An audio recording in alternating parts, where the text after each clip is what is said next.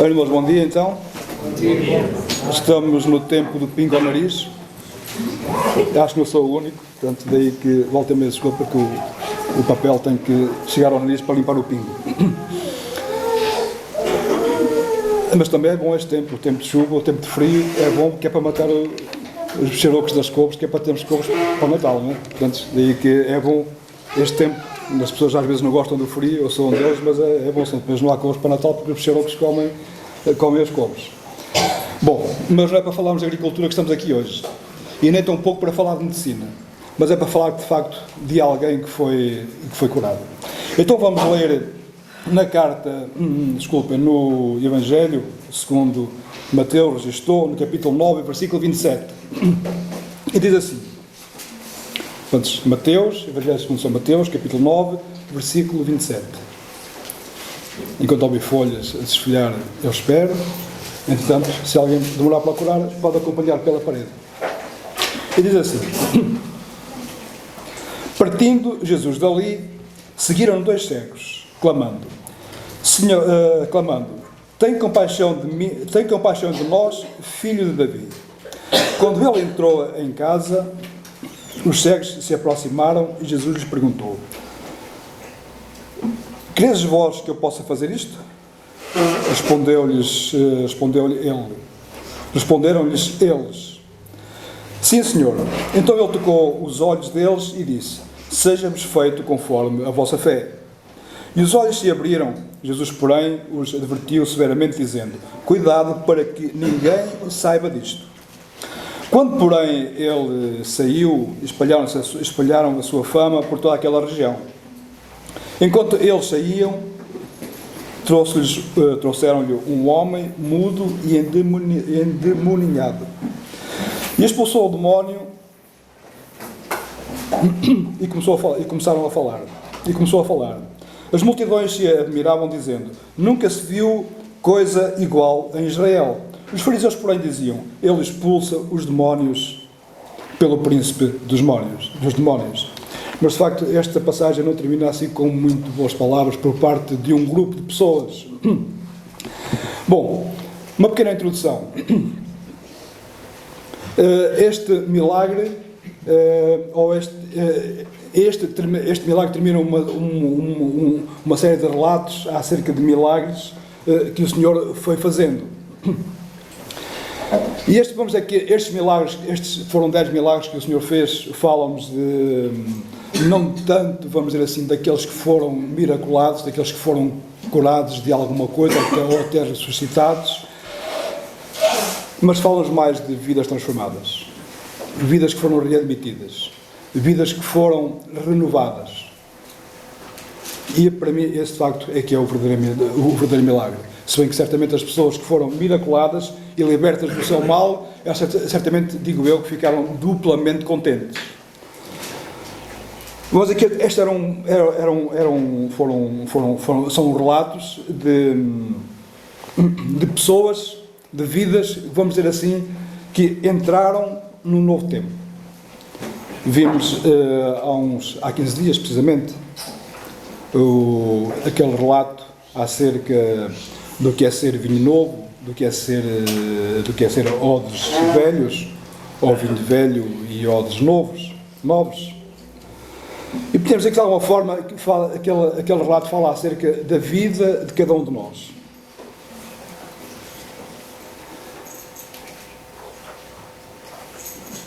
E a pergunta que eu faço: que vida temos ao receber a palavra?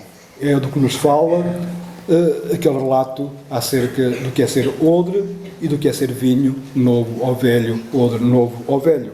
De facto, que vida temos ao receber a palavra?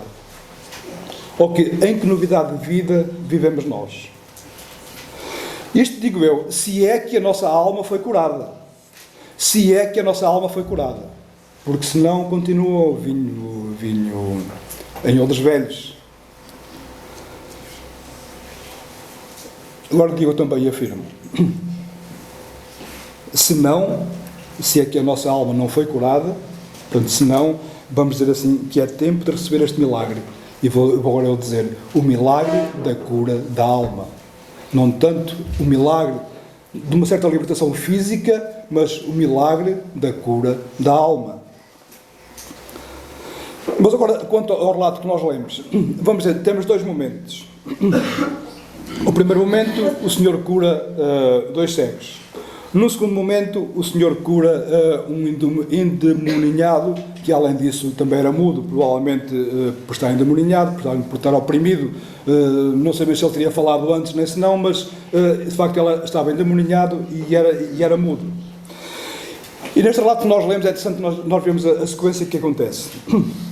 Primeiro, ver. Segundo, ser liberto. Terceiro, falar. E digo, irmãos, que de facto é impossível que alguém que passe a ver, que alguém que seja liberto, não fale. Só poderá falar daquilo que lhe aconteceu e da libertação que de facto que ele beneficiou. E onde o povo, com grande admiração, declarava: nunca se viu coisa assim em Israel. De facto, o povo, eu creio que eles já tinham assistido a alguns milagres. E havia relatos de milagres ainda do Velho Testamento. Mas estar ali na primeira pessoa, a ver e a assistir, e não só ao milagre, mas à autoridade com que o milagre era feito, o povo dizia: nunca se viu coisa assim em Israel. No entanto, havia um outro grupo de pessoas, os fariseus, que, querendo desacreditar o Senhor,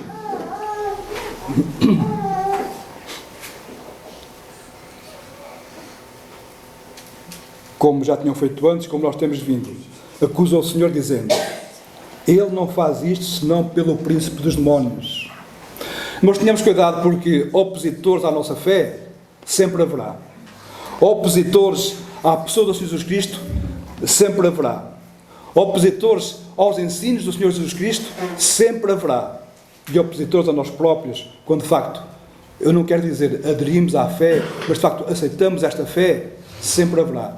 Na família, fora da família, nos amigos, naqueles que connosco convivem no dia a dia, sempre haverá. E de facto, estes fariseus representam-nos. Mas digo eu, cuidado para que nunca desanimemos com a oposição. Ele faz isto, ou ele não faz isto, ou ele faz isto, senão pelo príncipe dos demónios. O Senhor já há um tempo atrás tinha rebatido esta situação. Não vamos falar muito acerca deste assunto. Mas, portanto, este é o trabalho do inimigo: desacreditar o Senhor Jesus Cristo, opor-se à nossa fé e mantendo o povo, notem bem, mantendo o povo na cegueira e mudo e oprimido. Este é o trabalho do inimigo: desacreditar o Senhor Jesus Cristo, opor-se à nossa fé, mantendo o povo na cegueira, mudo e oprimido. Nesta série de milagres, o Senhor, ele, como é que é dizer?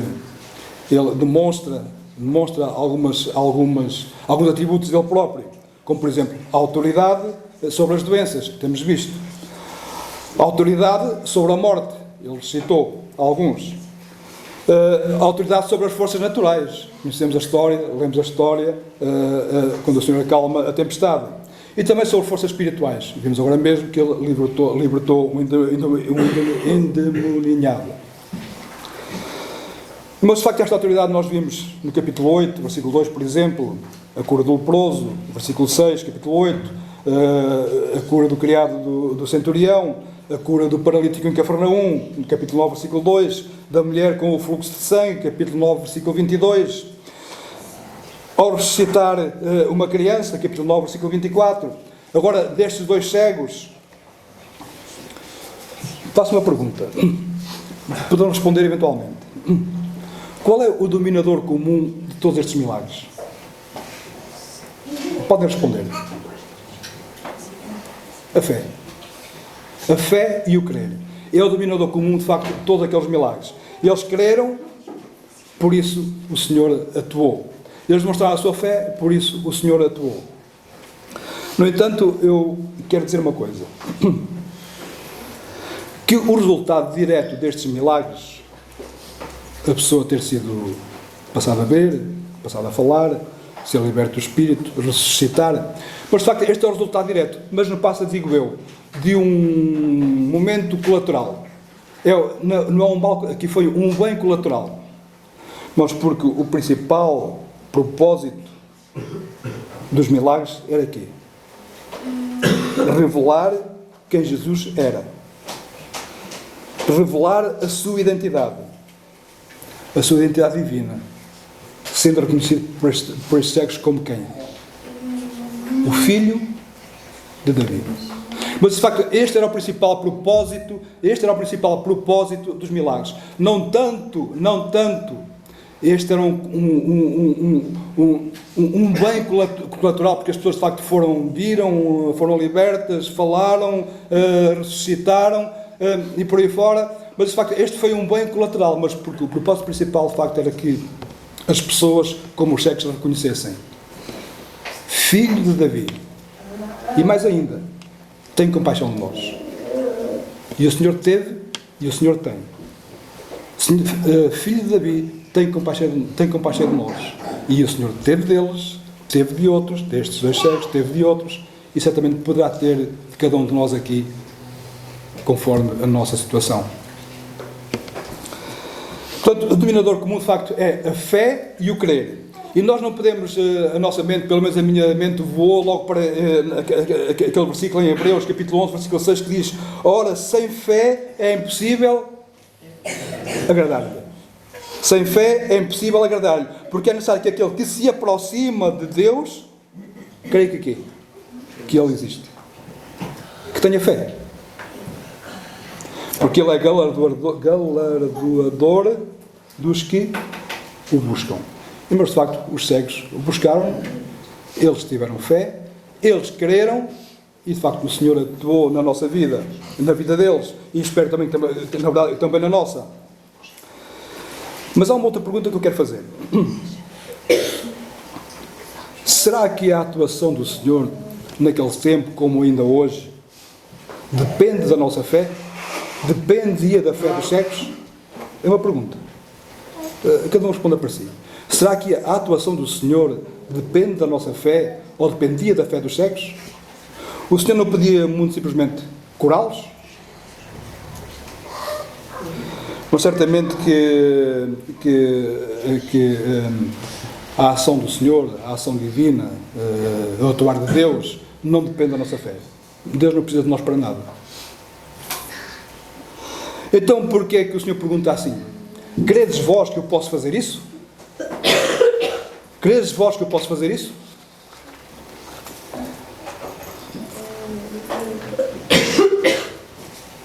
Mas de facto a ação do Senhor não depende da fé de ninguém, não dependia do crer dos cegos. Mas no entanto, ele penso eu, estou certo eu que ele continua a fazer esta pergunta para nós hoje, para a humanidade, digamos assim: credes vós? Cremos nós? Mas de facto a ação do Senhor não depende da fé de ninguém. Mas a pergunta mantém-se: credes nós? Cremos nós? Credes vós? Até que ponto queremos? Até que ponto queremos que Ele pode? Esta era a fé dos cegos. Eles não só tinham fé, mas de facto criam. Não era uma fé assim vaga, era uma fé que de facto se agarrava a um fundamento. E o fundamento era filho de Davi. De facto, cremos nós neste Senhor? Os cegos creram e foram libertos do seu mal. Passaram a ver. Mas de facto é importante que não apenas tenhamos fé, mas que a declaremos. De facto, o Senhor queria que, de facto, digamos assim, Ele queria ver isto. Queria não só saber que eles tinham, mas de facto, digo eu, que era importante que aqueles que assistiram a isto crescem que eles queriam. Vissem que de facto que eles tinham fé. E que a sua fé era notória. Até que ponto queremos? Pergunto eu. Até que ponto queremos que Ele pode? Até que ponto queremos de facto que Ele é mesmo o Filho de Davi? Portanto, de facto é importante que tenhamos fé, mas não só que tenhamos fé, mas que declaremos a nossa fé, como fizeram estes cegos. E mais ainda digo eu, que de facto que declaremos o que queremos, em quem queremos e porque queremos. Mas de facto é importante que declaremos a nossa fé e declaremos o que queremos, em quem queremos e porque queremos. Estes cegos criam que o Senhor podia libertá-los. E eu estou certo que podia libertá-los não apenas da cegueira, mas também libertar a sua alma. Queremos também nós isto? Que o Senhor nos pode abrir os olhos do entendimento?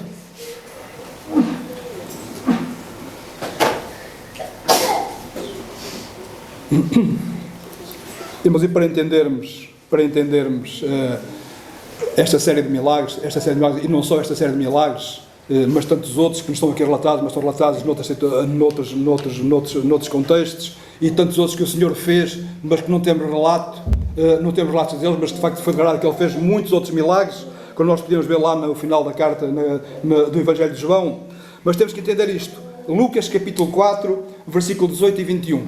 É importante, de facto, nós, para entendermos a ação do Senhor, a forma como Ele atuou, de facto, como é que, e o que é que Ele pretendia para, de facto, o povo reconhecesse a sua verdadeira identidade.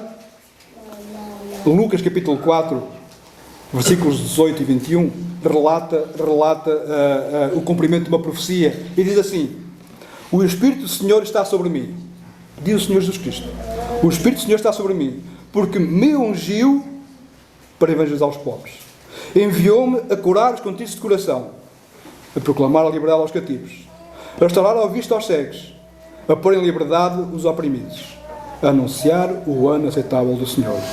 E depois continua: e cerrando o livro, tornou a dar ao ministro do culto, lá na sinagoga, e assentou-se, e os olhos de todos na sinagoga estavam fitos nele.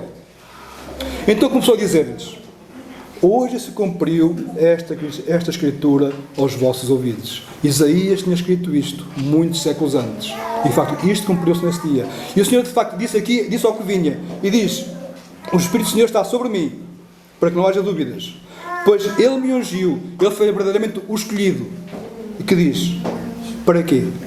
Evangelizar os pobres, a curar os contritos de coração, proclamar a liberdade aos cativos, restaurar a vista aos cegos, a pôr em liberdade os oprimidos e a anunciar o ano aceitável do Senhor. Mas de facto, e este era, ou foi, o propósito, o principal propósito, o objetivo direto dos milagres que o Senhor fez: demonstrar a sua identidade, demonstrar quem Ele era.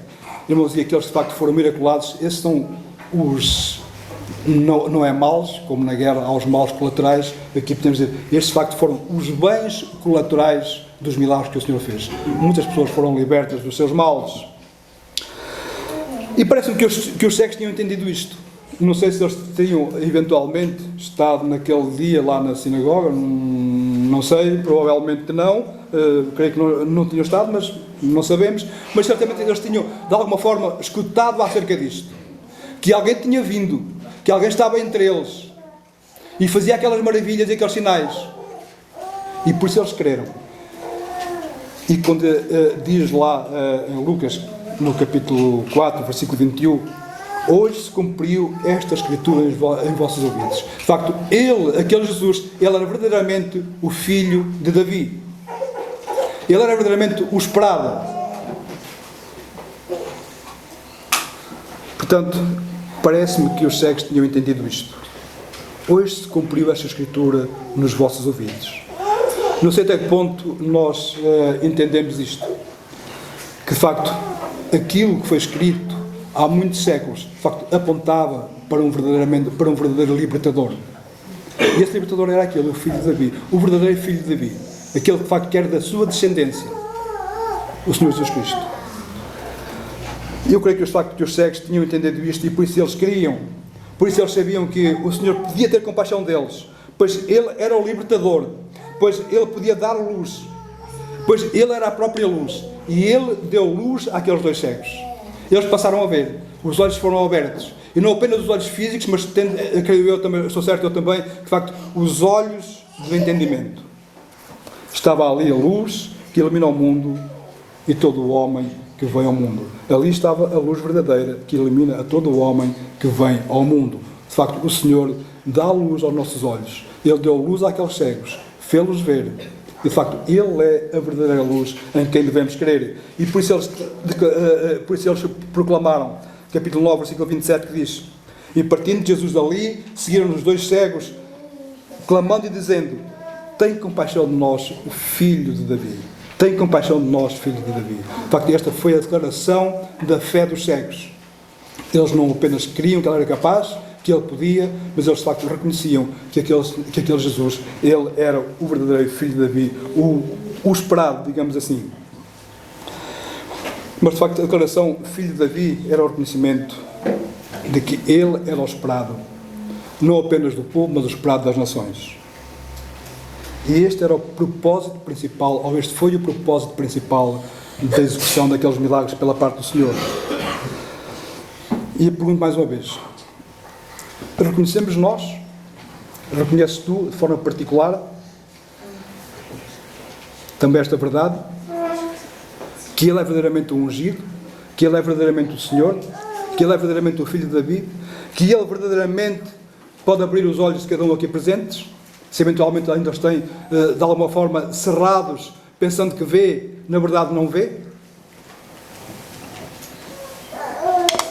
Portanto, este Jesus, ele é anunciado como sendo a luz do mundo e ele é, de facto, tudo o que nós precisamos para ver, para abrir os olhos.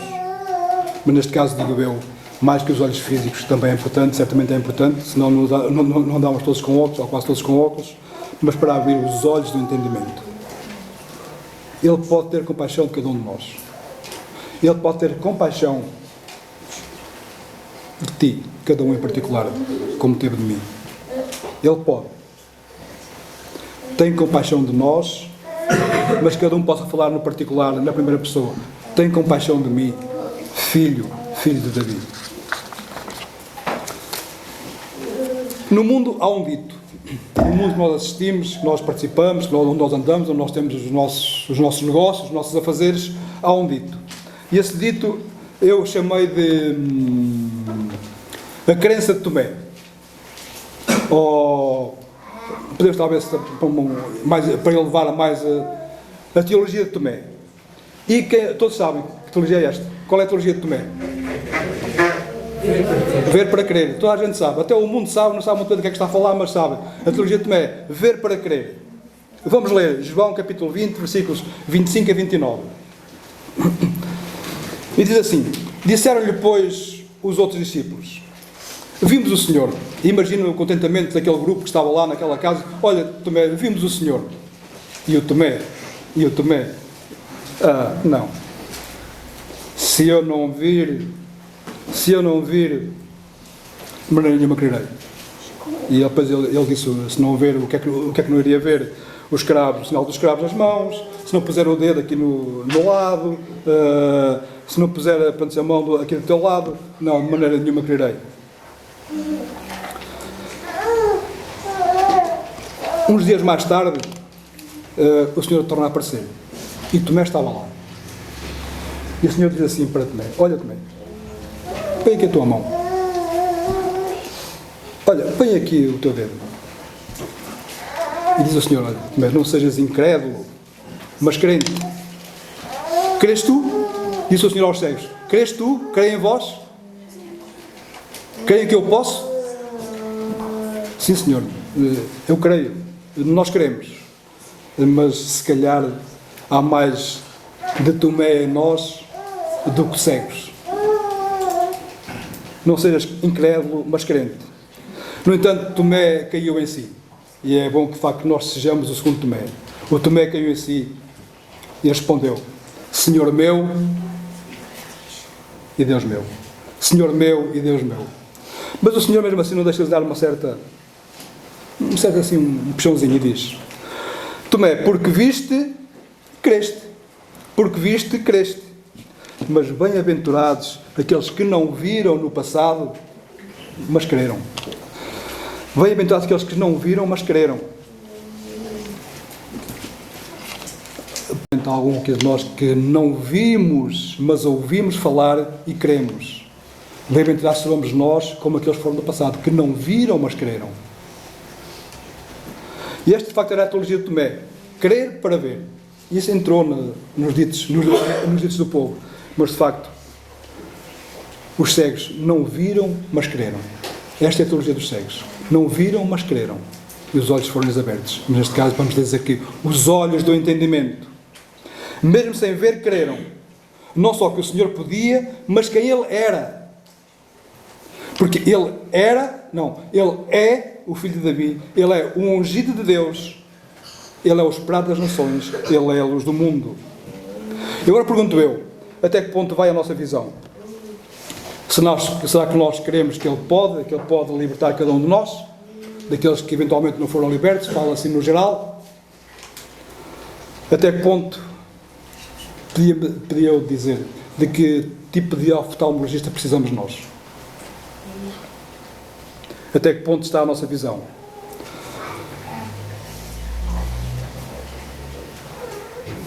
O dos cegos era, não viam, mas creram. Fé, viam com os olhos da fé. E nisso, de facto, criam. Também há um dito entre o povo que diz: mais cego é aquele que vendo não vê, não entende, do que aquele que não vendo compreende. É um dito que nós temos também, e é bem verdade. Pior que ser cego é aquele que não vendo, é aquele que vendo não vê, ou não quer ver, do que aquele que de facto que estes são os cegos espirituais, do que aquele que de facto não vendo, mas entende, como era o caso destes cegos. Salmo 27, capítulo 1, Salmo 27, versículo 1 diz o seguinte: o Senhor é a minha luz e a minha salvação. Até que ponto, de facto, o Senhor nos abriu os olhos? Agora não falo dos olhos físicos.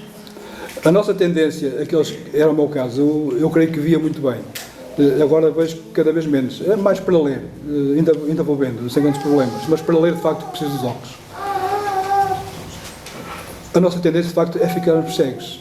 Olha, mas mais vale entrar no reino de Deus, agora estou parafraseando, mais vale entrar no reino de Deus cegueta dos olhos, mas entrar, do que ter os olhos bem abertos, ver tudo e mais alguma coisa e não entrar.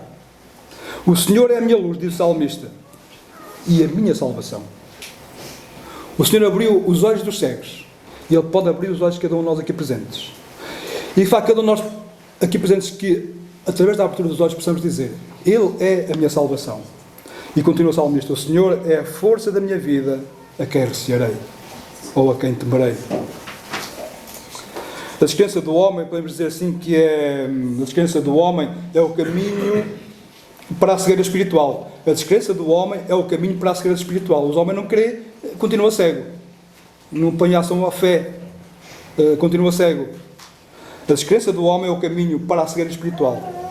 E, consequentemente, para quê? Para a condenação. A descrença do homem é o caminho para a cegueira espiritual e, consequentemente, para a condenação. Mas, neste caso aqui, a incredulidade, podemos dizer que é igual à cegueira espiritual. E a cegueira espiritual, podemos afirmar que é o caminho mais curto para onde? Para o inferno. A cegueira espiritual é o caminho mais curto para o inferno. Daí que eu digo e repito: até onde ou conforme é que está a nossa visão, conforme é que está como é que estão os nossos olhos. Não falo agora dos olhos físicos, mas dos olhos da alma, dos olhos do entendimento. Como é que está o nosso querer? Como é que está a nossa fé? Olhem, a cegueira espiritual é o caminho mais curto. Eu não vou dizer para a condenação, vou dizer mesmo para o inferno. A palavra é dura, mas esta é a verdade. A cegueira espiritual é o caminho mais curto para o inferno. Estes dois cegos creram. E porque creram foram libertos. Creram quem era aquele que fazia o milagre. E este que fazia o milagre era o esperado. O filho de Davi. Irmãos, ou amigos, digo que o Senhor pode. O Senhor pode iluminar os olhos para que vejamos. Pode fazer um milagre físico, mas muito mais que o milagre físico. Ele pode fazer este milagre espiritual na nossa vida, que é libertar a nossa visão, libertar aqueles que de facto estão com alguma forma de possessão, mesmo ser aquela possessão demoníaca, como nós entendemos, mas certamente há coisas na nossa vida que eventualmente nos possam estar a possuir e nos possam estar a desviar do verdadeiro caminho. Olha, o Senhor abriu os olhos para que de facto nós possamos seguir o caminho e libertou a nossa alma, para que de facto nós possamos seguir libertos para aquele lugar que Ele diz que foi e nos foi preparado. Efésios capítulo 1, versículo 18 diz o seguinte, Paulo na sua oração pelos Efésios, e diz o seguinte: tendo iluminado os olhos do vosso entendimento. Os cegos foram libertos com os olhos físicos, mas também estou certo, como Paulo falou para os Efésios, fala também para nós hoje, assim como também falou para os cegos, e tendo iluminado os olhos do vosso entendimento, para que saibais qual seja a esperança da sua vocação e quais as riquezas da glória da sua herança nos santos. Tendo iluminado os olhos do nosso entendimento. Será que iluminou? Pergunto eu. Será que iluminou mesmo? Pergunto eu. Mas de facto nós precisamos, eventualmente alguns de nós precisarão de um médico para os olhos, mas não será aquele oftalmologista muito famoso. Será que de facto a libertação do Senhor Jesus Cristo pode abrir os olhos do entendimento e de facto levar-nos para o caminho reto, para que saibais qual seja a esperança da vossa vocação e quais as riquezas da glória da sua esperança, da sua herança nos santos, qual a subexcelente grandeza do seu poder sobre nós os que cremos, segundo a operação da força do seu poder. Irmãos, e esta operação da força do seu poder atuou sobre os cegos, porque eles tinham fé, porque eles mostraram fé e porque eles creram. Os cegos creram e viram. Os cegos creram e viram. A pergunta que eu faço é esta, e quase antes de terminar: crês tu para ver? Ou pensas apenas que vês? É que há muitos que apenas pensam que veem. E a pergunta que eu faço é outra vez esta: crês tu para que possas ver? E proclamar que de facto que Ele, o Senhor Jesus, tem compaixão. Proclamar como os cegos: tem compaixão de nós.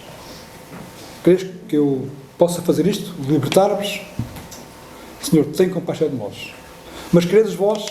Sim, queremos. Eu não sei qual é a resposta que nós eventualmente poderíamos dar, mas no mínimo eu digo: mas olha, irmãos e amigos, pensemos nisto. No mínimo pensemos nisto. Os cegos foram libertos da sua doença. A sua alma foi liberta, não tenho dúvida, porque eles creram de facto que Ele era o Filho de Davi. Até que ponto nós queremos que, ou alguns de nós crerão que Ele pode libertar, Ele pode desoprimir aqueles que estão oprimidos, vamos dizer assim, e abrir os olhos do entendimento para que verdadeiramente vemos. Porque continuando alguns de nós ainda com os olhos a pensar que veem, mas de facto vendo não veem nada, isso é a descrença. E como estou a citar, é o caminho mais curto para o inferno, é a descrença. De facto, o Senhor pode libertar-nos disso, abrir-nos os olhos do entendimento. Basta crer e ter fé nele.